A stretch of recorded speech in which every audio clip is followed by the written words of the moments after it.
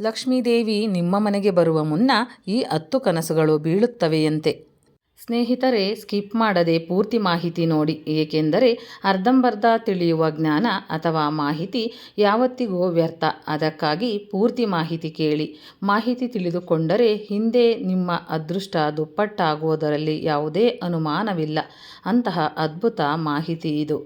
ಆ ಕನಸುಗಳನ್ನು ತಿಳಿಯುವ ಮೊದಲು ಸಾಕ್ಷಾತ್ ಲಕ್ಷ್ಮೀನಾರಾಯಣರ ಆಗಮನ ನಿಮ್ಮ ಮನೆಗೆ ಆಗಬೇಕೆಂದು ನೀವು ಬಯಸಿದರೆ ಈ ವಿಡಿಯೋವನ್ನು 5 ಜನರಿಗೆ ಶೇರ್ ಮಾಡಿ.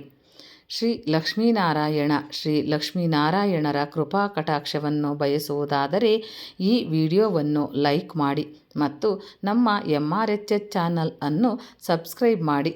ಕಾಮೆಂಟ್ ಬಾಕ್ಸ್ನಲ್ಲಿ ಶ್ರೀ ಲಕ್ಷ್ಮೀನಾರಾಯಣ ನಮೋ ನಮಃ ಎಂದು ಬರೆಯಿರಿ.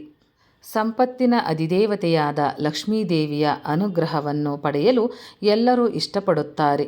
ಲಕ್ಷ್ಮೀದೇವಿ ಆಗಮನಕ್ಕೂ ಕೆಲವೊಂದು ಸೂಚನೆಗಳನ್ನು ನೀಡುತ್ತಾಳೆ ಎಂಬುದು ನಮಗೆಲ್ಲ ತಿಳಿದಿರುವ ವಿಷಯ. ಆದರೆ ಈ 10 ಕನಸುಗಳು ಕೂಡ ಲಕ್ಷ್ಮೀದೇವಿಯ ಆಗಮನವನ್ನು ಸೂಚಿಸುತ್ತದೆ. ನಿಮ್ಮ ಮನೆಗೆ ಲಕ್ಷ್ಮೀದೇವಿ ಬರುವ ಮುನ್ನ ಈ ಕನಸುಗಳು ಬೀಳುತ್ತವೆಯಂತೆ. ನಿಮ್ಮ ಕನಸಿನಲ್ಲಿ ಕಮಲ, ಆನೆ, ದೇವಾಲಯದ ಗಂಟೆ, ಕಲಶ, ಹೂಜಿ ಅಥವಾ ಇತರ ಅನೇಕ ವಸ್ತುಗಳನ್ನು ನೀವು ನೋಡಿದರೆ ತಾಯಿ ಲಕ್ಷ್ಮಿ ನಿಮ್ಮ ಮೇಲೆ ಪ್ರಸನ್ನಳಾಗಿದ್ದಾಳೆ ಮತ್ತು ಅವಳು ತನ್ನ ವಿಶೇಷ ಕೃಪೆಯನ್ನು ನಿಮ್ಮ ಮೇಲೆ ಧಾರೆ ಎರೆಯುತ್ತಾಳೆ ಎಂಬುದನ್ನು ಅರ್ಥ ಮಾಡಿಕೊಳ್ಳಿ. ಅಂತಹ 10 ವಿಶೇಷ ಕನಸಿನ ಫಲಗಳ ಬಗ್ಗೆ ಇಲ್ಲಿ ತಿಳಿಯಿರಿ. ನಿಮ್ಮ ಮನೆಗೆ ಲಕ್ಷ್ಮಿಯು ಯಾವಾಗ ಆಗಮಿಸುತ್ತಾಳೆ ಎಂಬುದನ್ನು ತಿಳಿದುಕೊಳ್ಳಿ. ಗಂಟೆಗಳು. ರಾತ್ರಿಯ ಸಮಯದಲ್ಲಿ ಕನಸಿನಲ್ಲಿ ಗಂಟೆಗಳನ್ನು ಬಾರಿಸುವುದನ್ನು ಕೇಳುವುದು ಕೆಲವು ಒಳ್ಳೆಯ ಸುದ್ದಿಗಳನ್ನು ಪಡೆಯುವ ಪೂರ್ವಭಾವಿಯಾಗಿದೆ. ಇಂತಹ ಕನಸು ನಿಮಗೆ ಶುಭ ಕಾಲ ಬರುವುದನ್ನು ಸೂಚಿಸುತ್ತದೆ. ಕಮಲ.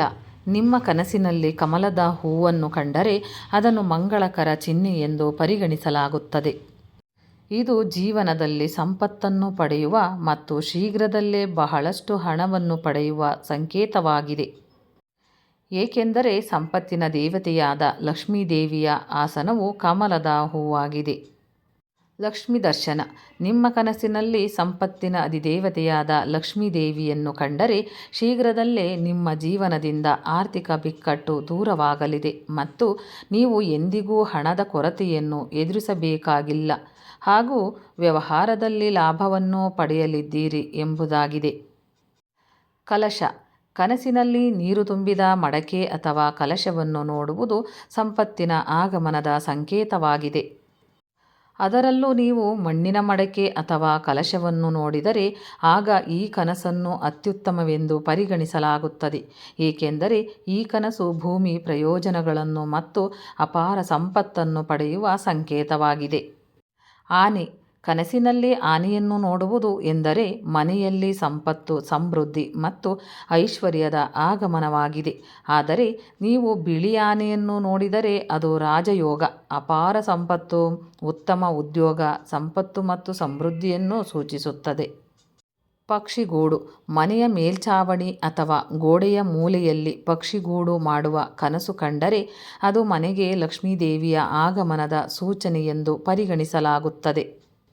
ನಂಬಿಕೆಯ ಪ್ರಕಾರ ಈ ಕನಸು ಜೀವನದಲ್ಲಿ ಎಲ್ಲ ಸೌಕರ್ಯಗಳನ್ನು ಪಡೆಯುವ ಸಂಕೇತವಾಗಿದೆ. ಪೊರಕೆ. ಹಿಂದೂ ಧರ್ಮದಲ್ಲಿ ಪೊರಕೆಯನ್ನು ಲಕ್ಷ್ಮೀದೇವಿಯ ಸಂಕೇತವೆಂದು ಪರಿಗಣಿಸಲಾಗುತ್ತದೆ. ಒಬ್ಬ ವ್ಯಕ್ತಿಯು ಮುಂಜಾನೆ ಕನಸಿನಲ್ಲಿ ಮನೆಯ ಸುತ್ತಲೂ ಗುಡಿಸುವುದನ್ನು ನೀವು ನೋಡಿದರೆ ಶೀಘ್ರದಲ್ಲೇ ತಾಯಿ ಲಕ್ಷ್ಮಿಯ ಆಶೀರ್ವಾದವು ನಿಮ್ಮ ಮನೆಯಲ್ಲಿ ಸಂಭವಿಸಲಿದೆ ಎಂದರ್ಥ. ಹಾವು ಅಥವಾ ಗೂಬೆ. ನಿಮ್ಮ ಕನಸಿನಲ್ಲಿ ಹಾವು ಅಥವಾ ಗೂಬೆಯನ್ನು ಕಂಡರೆ ಅದನ್ನು ಅತ್ಯಂತ ಮಂಗಳಕರ ಕನಸು ಎಂದು ಪರಿಗಣಿಸಲಾಗುತ್ತದೆ. ಇದರರ್ಥ ಶೀಘ್ರದಲ್ಲೇ ತಾಯಿ ಲಕ್ಷ್ಮಿಯ ಆಶೀರ್ವಾದವು ನಿಮ್ಮ ಮನೆಯಲ್ಲಿ ಮಳೆಯಾಗಲಿದೆ ಮತ್ತು ಮನೆಯಲ್ಲಿ ಸಂಪತ್ತು, ಸಂತೋಷ ಮತ್ತು ಸಮೃದ್ಧಿ ಬರಲಿದೆ. ಹಲ್ಲಿ. ನಿಮ್ಮ ಕನಸಿನಲ್ಲಿ ತುಳಸಿ ಗಿಡದ ಸುತ್ತಲೂ ಹಲ್ಲಿ ಓಡಾಡುವುದನ್ನು ನೀವು ನೋಡಿದರೆ ಅದು ಲಕ್ಷ್ಮೀದೇವಿಯ ಕೃಪೆ, ಸಂಪತ್ತು, ಸಂತೋಷ ಮತ್ತು ಐಶ್ವರ್ಯವನ್ನು ಪಡೆಯುವ ಸಂಕೇತವಾಗಿದೆ. ಕನಸಿನಲ್ಲಿ ಹಲ್ಲಿಯನ್ನು ನೋಡುವುದು ಕೆಲಸದಲ್ಲಿ ಯಶಸ್ಸು, ಹಠಾತ್ ಧನಾಗಮನ ಮತ್ತು ಸಾಲ ಪರಿಹಾರದ ಸಂಕೇತವಾಗಿದೆ. ಕನಸಿನಲ್ಲಿ ಹಾವು ಕಾಣಿಸಿಕೊಂಡರೆ ನಿಮ್ಮ ಜೀವನದಲ್ಲಿ ಈ 10 ಶುಭ ಘಟನೆಗಳು ನಡೆಯುವುದು. ದೇವಸ್ಥಾನ, ಪಲ್ಲಕ್ಕಿ, ಶಂಖ.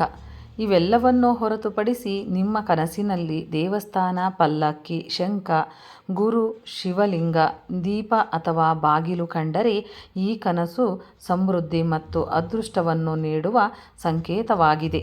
ಸ್ನೇಹಿತರೆ, ಈ ಮಾಹಿತಿ ನಿಮಗೆ ಇಷ್ಟವಾಗಿದ್ದಲ್ಲಿ ಇನ್ನೂ ಹೆಚ್ಚಿನ ಮಾಹಿತಿಗಾಗಿ ಲೈಕ್ ಮಾಡಿ, ಶೇರ್ ಮಾಡಿ, ಚಾನಲ್ಗೆ ಸಬ್ಸ್ಕ್ರೈಬ್ ಮಾಡಿ. ಧನ್ಯವಾದಗಳು.